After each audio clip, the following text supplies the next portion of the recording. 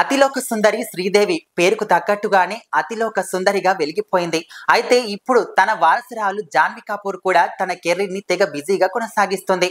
ప్రస్తుతం Janhvi Kapoor Mr and Mrs Mahi movie promotions లో తెగ బిజీగా ఉంది.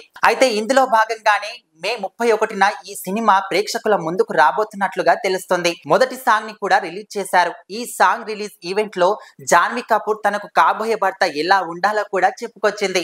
తనకు కాబోయే భర్త ఎలా ఉండాలి, ఏం చెప్పింది ఇప్పుడు మనం తెలుసుకుందాం. నాకు కాబోయే భర్త ఎప్పుడు నా పక్కనే ఉండాలి, నా సంతోషాన్ని కోరుకోవాలి, నేను ఏడ్చినప్పుడు నా పక్కనే అండగా నిలబడాలి, నేను ఆపదలో ఉన్నప్పుడు నన్ను ఆదుకోవాలి, ఇలాంటి లక్షణాలు ఉన్న అబ్బాయినైతే నేను పెళ్లి చేసుకుంటాను అని జాన్వీ కపూర్ చెప్పుకొచ్చింది.